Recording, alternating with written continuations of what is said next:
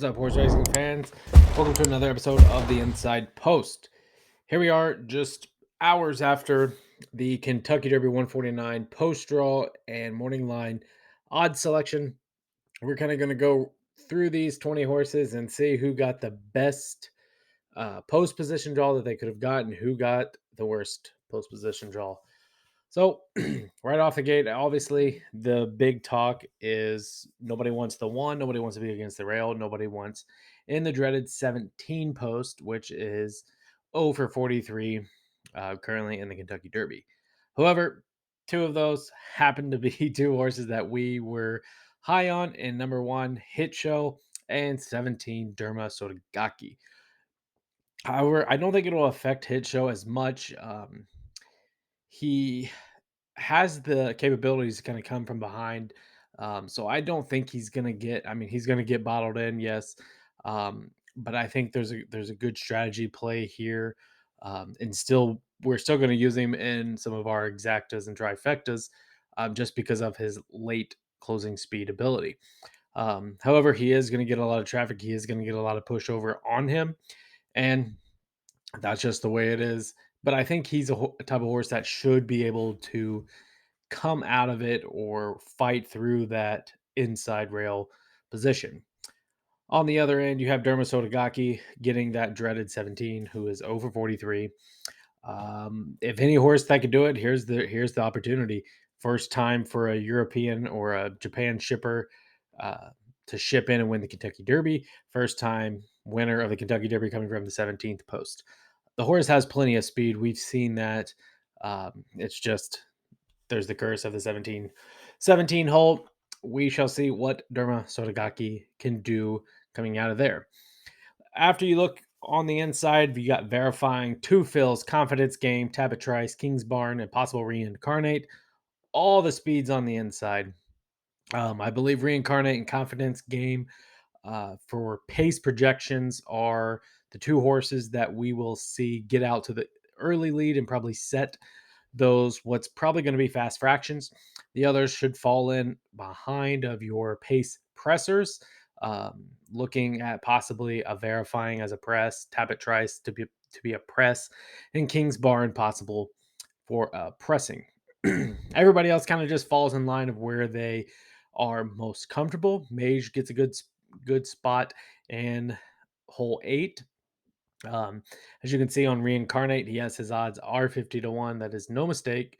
I believe the only other one that is wrong is Jace's Road. Jace's Road, I believe, is 50 to 1. So there was like some typo error that happened on that post draw. Moving out, you got Practical Move at the 10 hole. If you look back at his past performances, he's never been outside of, I think it was like gate 6.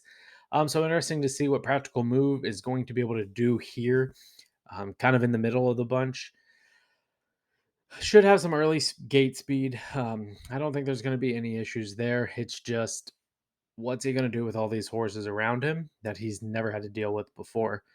Um, and of course, you have Skinner just to his inside at 20 to 1. Interesting odds on that one. Disarm comes in at 30 to 1. Jace's Road, again, like I said, is 15, but is 50. Actually, it's just a typo on the graphic, I believe, is what they posted. Sun Thunder, and then Angel of Empire and Forte side by side. I could see it being a duel between these two.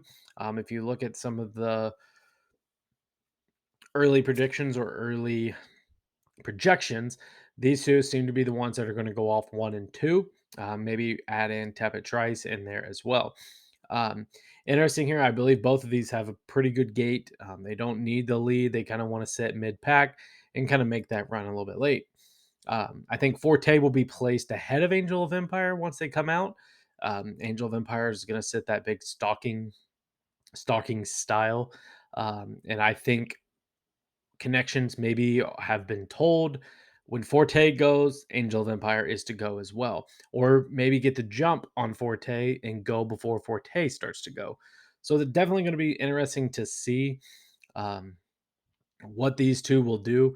I could see them also being stride for stride, being really close with Florent Giroux and Irad Ortiz, and then kind of making that late run kind of in tandem where they're both are just neck and neck battling it out down the stretch. Race Kane 15 to 1. Dermasotogaki, like we said, 10 to 1. Fair odds there are pretty good. He's probably going to float up just being in that 17 hole. I really thought this horse would be single digits come the morning lines once they were set. But again, 10 to 1 is not a bad price. Still probably going to use him in exactas. Probably make a win wager just so we can say that we have the win wager for a horse coming out of the 17 hole and possibly a horse winning coming from Japan. However, he's got a tough task up against him now. Rocket Can looking at 15 to 1, and then you have two long shots that will probably be anywhere from 70 to 80 to 1 in Lord Miles and Continuar. It had some also eligibles. I think Cyclone Mischief and Mandarin Hero were in the 20 to 30 ranges, so that's always notable since of what happened last year with Rich Strike drawing in. So looking at some of our long shot picks that we had Hit Show as one. He's going to be about there, I think, 30 to 1, maybe closer to 20 to 1. I still think the horse takes a lot of money, but we're still going to use him. I'm not worried about the one hole um, at all, just with his running style. Next, we also had Rocket Can 15 to 1. I don't want to bet this horse at 15 to 1. I mean, I liked him better when he was 35 to 1 in our last video. Um, just a horse that I think has some late run, has the pedigree to run big in here. 15 to 1. Yes, we have to use him, but for a win place or show wager, probably leaning somewhere else. Our other one, Mage, we knew he was going to be the wise guy pick, and he's going to get bet pretty good. He's probably going to be in the singles now that he's 15 to 1 set for his morning line. So he may get bet down to like 9 to 1, 10 to 1 come post time. So really, the only longer shot in here that we may look into a little bit more could be Reincarnate, just because if the horse gets out to the lead, it's interesting to see what can happen. 50 to 1, that's the biggest price on the board. And I think Reincarnate's definitely better than Continuar, who is also 50 to 1, and should be better than Jace's Road, who is 50 to 1 as well. So interesting odds for sure. Definitely going to change with 5 days, 4 days left before the Kentucky Derby. Um, However, I think if you are a favorite better for the Kentucky Derby, Forte could not have asked for a better post position. He gets set up here, and at 3 to 1, that's pretty good odds of the 2-year-old horse of the year, a horse that's coming in winner of his last 5 races, I do believe. From what we've seen in some of the past races of the favorites, 3 to 1 is pretty good money, and a lot of these other horses are going to take money as well. Forte may stay around that 2 to 1, 5 to 2 mark. So again, good prices on a Kentucky Derby favorite and a horse that more than likely should win this 149th running. Uh, Looking at some of the second choices, I mean, you have Tapit Trice at a little bit lower, 5 to 1, Angel of Empire 8. King's Barn is interesting at 12 to 1. Coming in undefeated, one of the lighter raced horses. Um, and then, of course, Practical Move. I really expected Practical Move to be second or third betting choice in here for the morning lines. Comes in at 10 to 1. Just not much respect, I guess, given to some of the California horses. Because as you can see, Skinner was 20 to 1. I think Skinner was getting much more respect for his performance in the Santa Anita Derby compared to Practical Moves. And like I said, Mandarin Hero, who was second in that race, I believe was like 30 to 1. So again, I feel like some of the other horses are getting a little bit better praise than Practical Move for what he's really done nothing wrong at all. Um, and kind of looking elsewhere for another big price, Disarm is interesting at 30 to 1.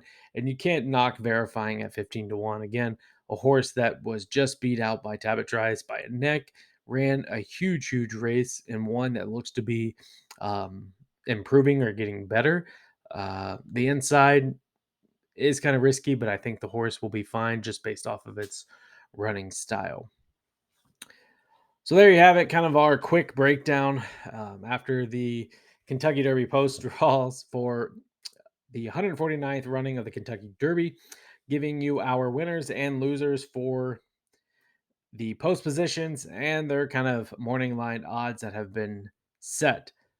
So make sure you hit a like, check out our other videos up above or down below, um, and check out our all of our Kentucky Derby action. We'll be posting more videos for our betting guides, giving you one last Kentucky Derby top 10 video and our big finale of the Kentucky Derby betting guide, um, for the great race on Saturday. We thanks for watching and win big.